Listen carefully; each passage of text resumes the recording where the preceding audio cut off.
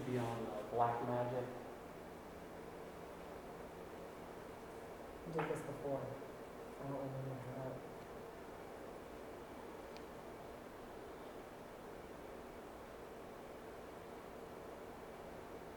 Try to do all of them.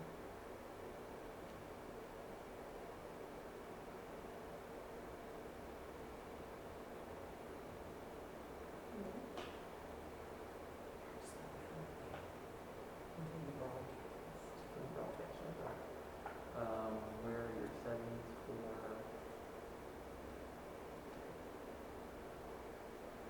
Black Magic? Yeah, we should be. Somebody broadcast. I'm good all the way up to there. Yep.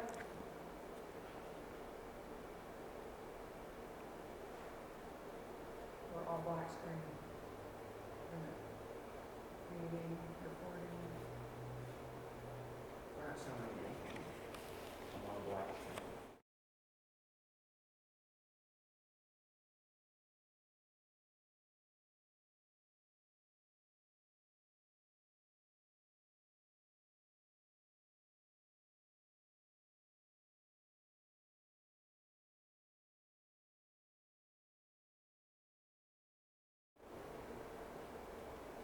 Good afternoon.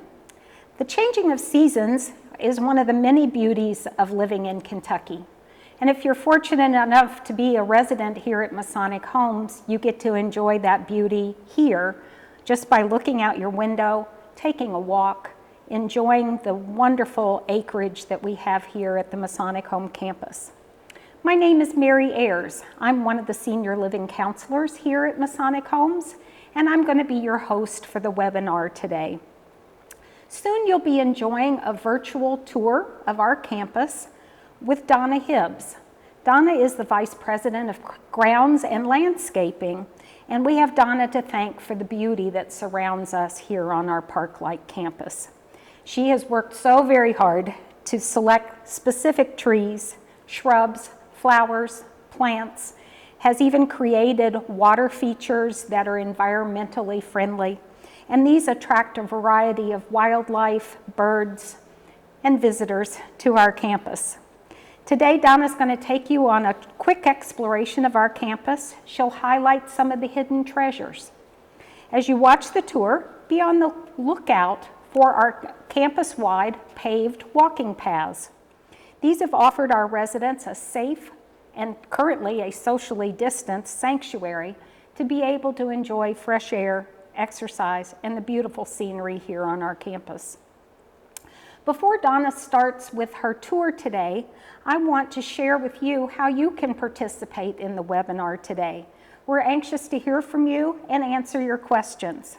So if you're new to a Zoom webinar, or if you're an old hat, I'll just remind you that down at the bottom of your screen, there is a little bubble icon, kind of like in the comic strips when there's a bubble over their head. And that bubble, it says chat. And you click on that and a window pops up where you can type in your question and comment.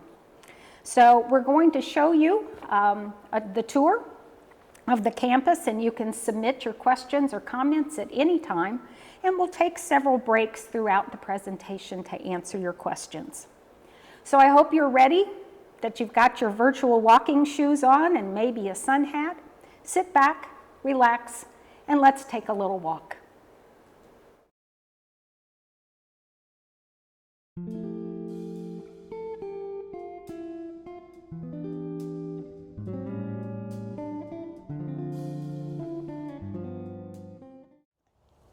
This is our bur oak here on our Masonic home campus.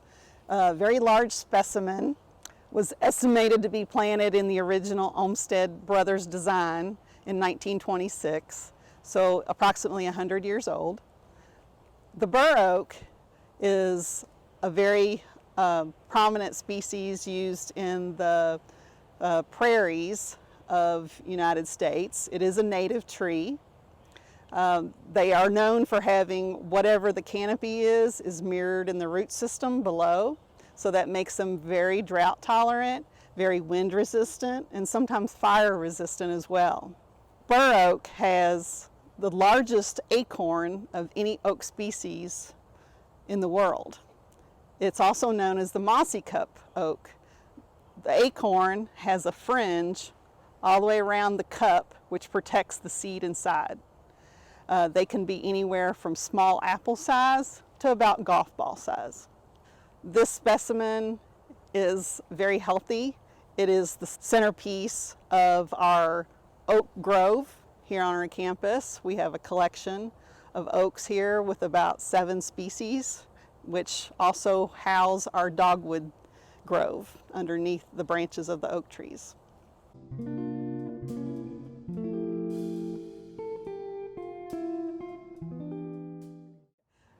This is our pagoda oak on Masonic Homes campus. The pagoda oak is an unusual oak and not commonly found. It is a more pear-shaped headed tree, and its botanic name is Quercus falcata pagodafolia. And it is in the red oak, Spanish oak family. The pagoda oak is also known as the cherry bark oak because it has in young branches a bark that looks like a cherry tree bark. It's not commonly found in landscapes because it is considered a messy oak due to the fact that it hangs on to its leaves throughout the winter and doesn't drop its leaves until early spring when the new buds are pushing off new leaves. It turns a beautiful orange red in the fall and then turns to a rusty brown for the winter. The acorns are very small and the seeds are striped, which also designates this as in the Spanish oak family.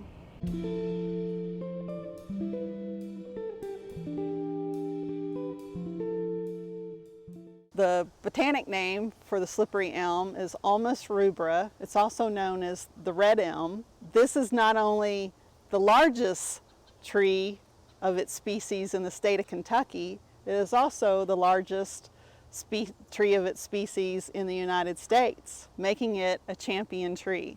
It has a diameter of 7.5 feet trunk size. It is over 90 feet tall and has a spread of 85 feet. The slippery elm is named slippery elm because of the inner bark has a mucus-like substance that the pioneers used to suck on the bark to quench their thirst while traveling, and also used for medicinal purposes such as sore throats. This tree has also weathered many storms. It has made it through the 1973 tornado outbreak. It has made it through Hurricane Ike in 2008 and also the ice storm in 2009.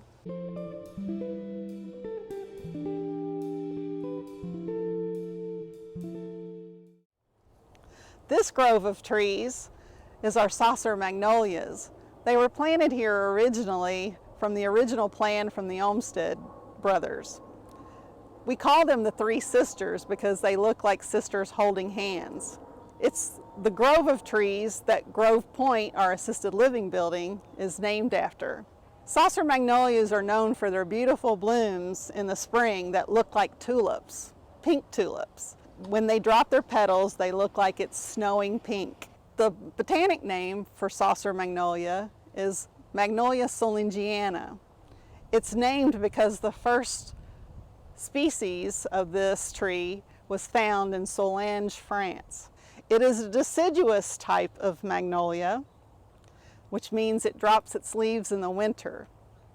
Most people are familiar with the southern magnolia, which is an evergreen variety. The range on this saucer magnolia is anywhere in the eastern United States, from Canada down to the northern parts of Florida.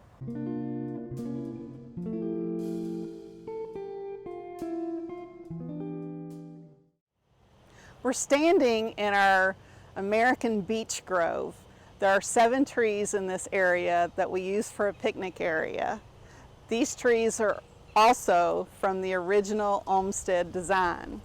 The American beech has an open spreading habit, very low hanging branches, and a large short trunk. They have large root flares which help them anchor in damp forest soil. Their seed pod is known as the beech nut. It's a three-sided winged nut encapsulated in a prickly capsule. It is edible, often roasted, and can taste like pecans. Pioneers used to make what was called beech nut pie, which is similar to our pecan pie now. The beech tree is also known as the lover's tree because people have often carved their initials into the bark, knowing that they'll be there for posterity. Normal trees usually callus over anything carved or wounds into the bark of the tree, but a beech tree does not. The actual initials grow along with the tree. There is a poem by a poet named Campbell, "Youthful lovers in my shade, their vows of truth and rapture made, and on my trunk's surviving frame, carved many a long forgotten name."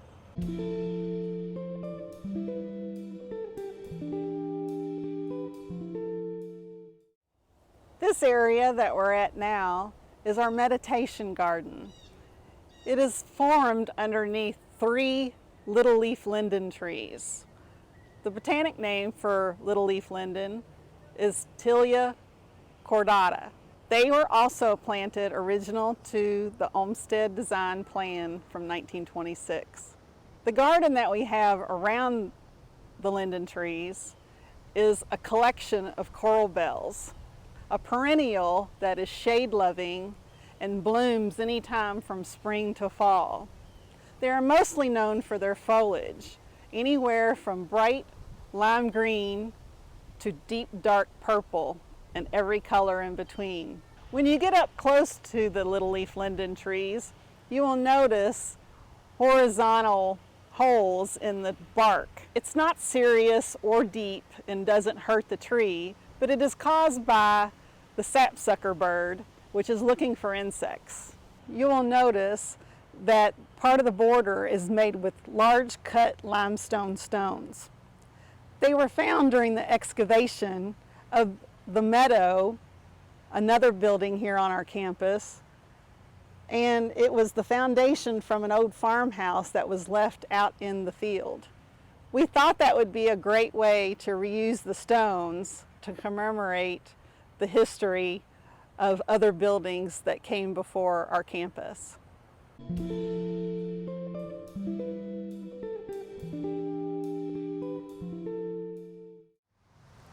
This tree is our Kentucky coffee tree. It is located in the front lawn of Fitch Hall. Kentucky coffee trees are named Kentucky coffee trees because in the early days of the settlers, when they were moving across the United States, settlers and Native Americans often harvested the beans inside the pods and roasted them and used them as a coffee substitute. The botanic name for Kentucky coffee tree is Gymnocladus dioicus. And Gymnocladus means naked branch. In the winter, the tree has a bold, interesting pattern of branching. The tree is not considered a pretty one in its youth, but when mature, is tall and thin and very stately. The Kentucky coffee tree has the largest leaf of any native tree in the United States. It is considered a bipinnate leaf, which means that it has a leaf on a leaf on a leaf.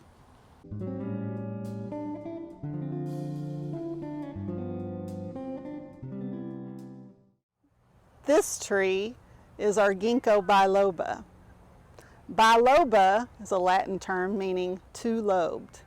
If you look at a ginkgo leaf, it looks like a fan.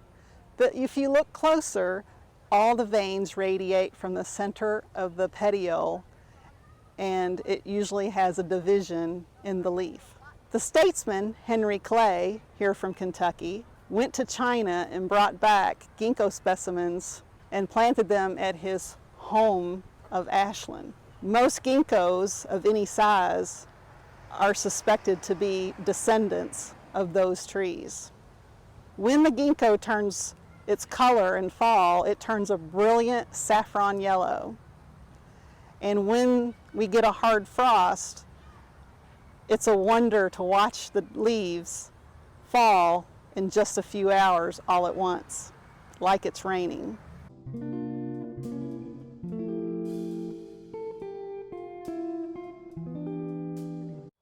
This area is one of 3 of our Monarch Way Station gardens. We have planted plants that are favorite for all pollinators and butterflies, particularly the monarch butterfly. In order to be considered and registered as a Monarch Way Station, it has to contain milkweed, which is the monarch's favorite food. It likes the nectar of the flowers as a butterfly and the leaves of the plant as a caterpillar food. Often after the caterpillar has ate its fill on the milkweed, it makes its chrysalis somewhere nearby. This time of year in October, the butterfly bush is one of the monarch's favorite nectar foods to give it energy to fly to South America. We also keep bird baths and a butterfly bath in the ground, which has wet sand so the butterflies can get water.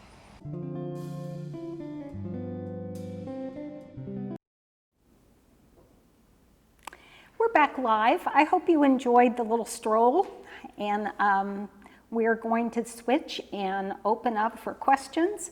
I have been working here at Masonic Homes for over 5 years now, and I am constantly amazed at what a great job Donna and her crew do, ever changing on this campus. Seasonal changes of planting appropriate flowers. I've shared with her many times that when I drive onto campus in the morning, I know my blood pressure goes down. It's just such a wonderful, wonderful environment to get to come here to work and imagine what it'd be like if you lived here.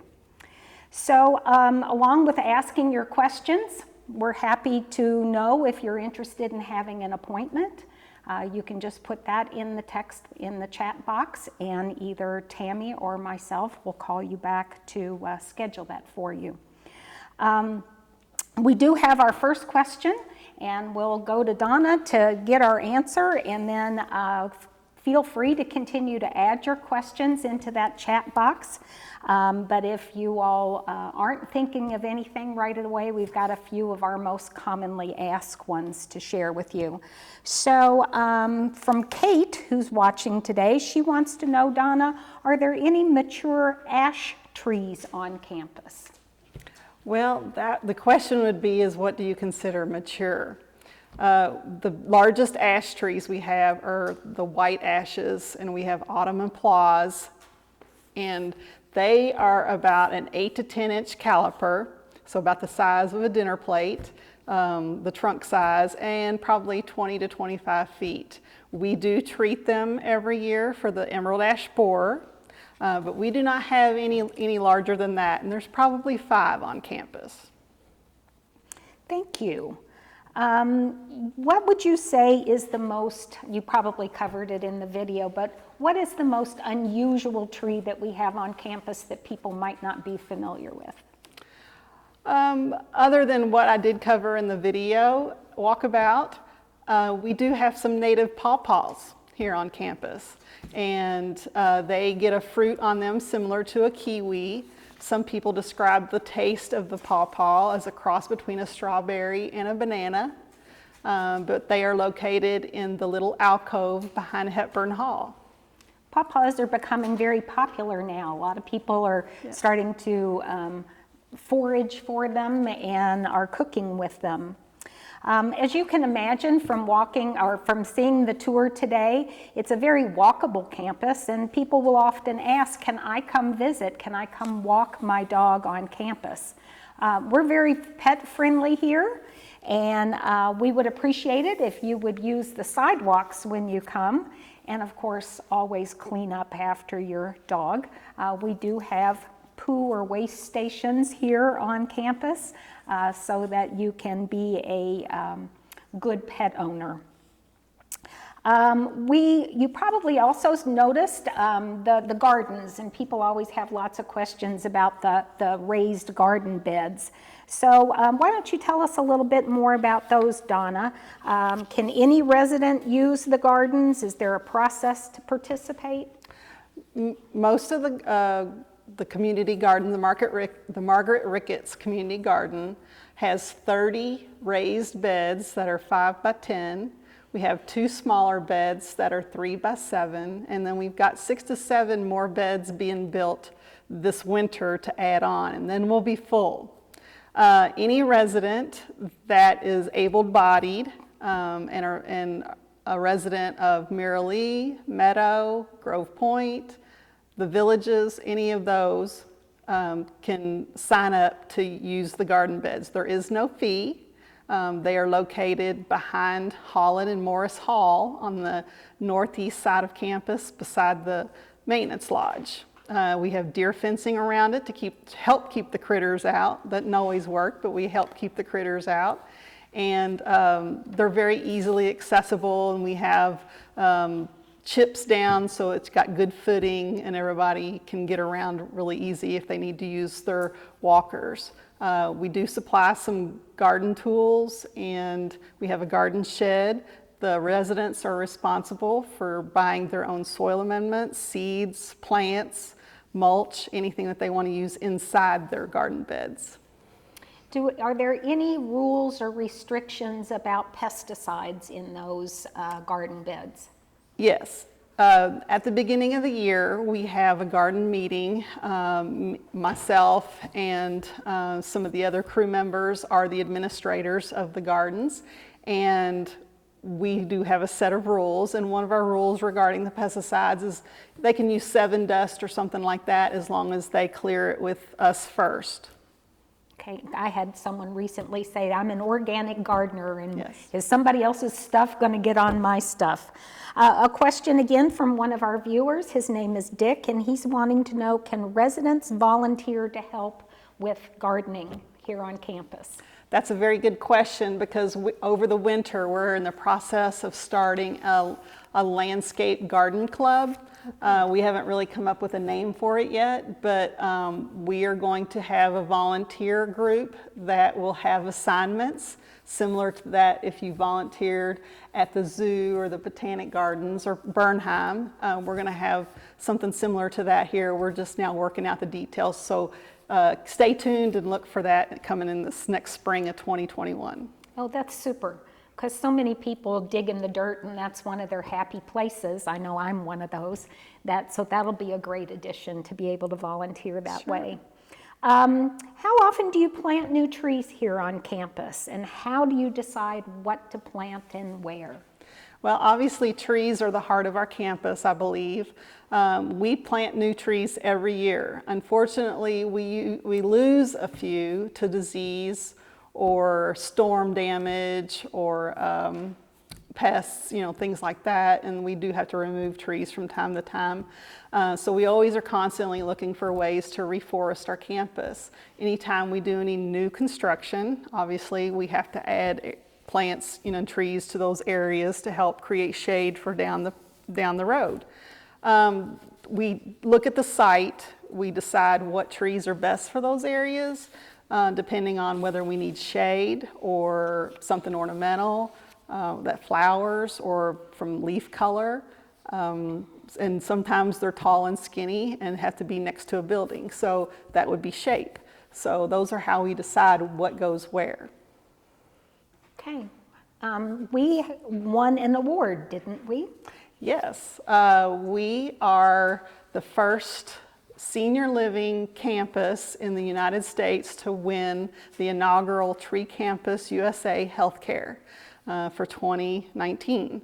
We will be resubmitting our application to become again, and for this year.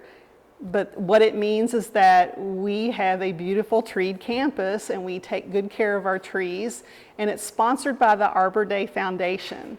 So that is the very high standards that they create and have awarded us here at Masonic Homes. Well, congratulations, Donna. That's a Yeah. really big deal, really big deal. As you noticed in the tour today, there were lots of walking paths.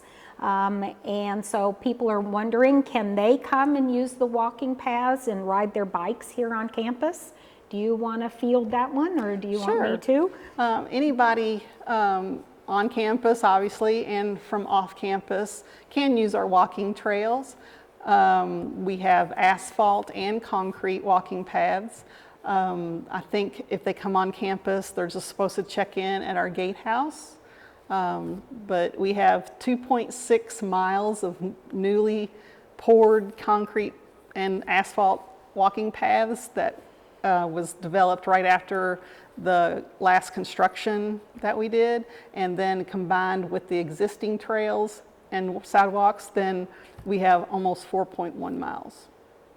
That's pretty exciting. Yeah. If you're visiting other senior living communities, you'll notice not very many of them have this much land around them. So we're in a really unique situation here, and so thankful for Donna and her crew of how well they take care of it. As you'll know from today's tour, the invitation received tells you that at the end of this today, you will receive a campus map, and that will allow you to come onto campus when you want to and either walk or drive to see the trees and things you've seen on the video today. And just when you come with your map, show it at the security gate, and that will alert them of what you're coming onto campus. Because of COVID restrictions that are still in place here on the campus, you're not able to go in any of the buildings for tours without having one of the senior living counselors with you. And so if you're interested in seeing more, you can let us know that before you make your plans to come to campus, but we'd welcome you anytime. Donna, how about people, excuse me, who have potted plants on their porches, on their patios, balconies? How do we go about doing that kind of gardening? Residents are allowed to have pots of plants on their patios, decks, porches. We just don't want it to be, an obstruction for emergency purposes.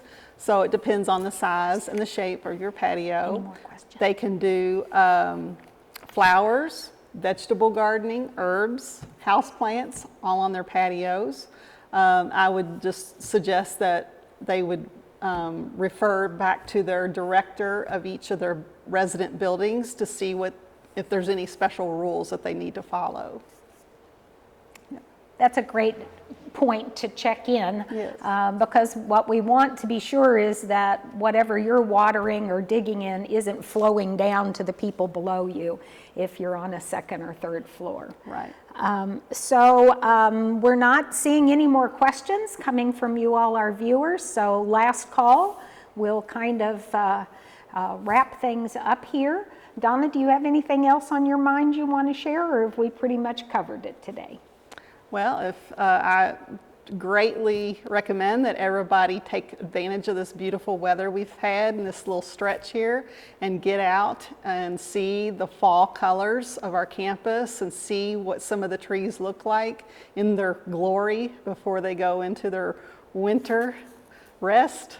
But there are some brilliant, beautiful colors right now. I went around and took pictures yesterday, and they're even more vibrant when you take a picture, it seems. But get out there and check everything out. That's what I recommend. Well, thank you, Donna, and again, thank you for all the work that Sure. you and your group do. I have a great crew. Yes, you do. I hope you've enjoyed branching out today. See what we did with that there? And learning more about our campus and the unique opportunities we have here for growing, not only in the literal sense, but also you being able to grow and learn new things. We invite you to jump in the car and come on over, especially while the leaves are still on the trees and before we have more big gusts of wind. You can contact us if you want a personally guided tour. Many of us can do that. And do watch your emails for a downloadable map later this afternoon. Also promised by the invitation that you accepted is tomorrow you are going to receive a gift from us. And so one of the senior living counselors, either Tammy or myself, will be contacting you to arrange a time to come. This will be a porch delivery. We won't be expecting you to us to come into your home by any means. We want it to be appropriate for socially distanced, but we would like to say hello in person. So thank you so much for joining us today, and we hope you'll join us so that you can keep growing and learning and doing yourself. Thanks a lot. Hope we see you soon. Bye-bye.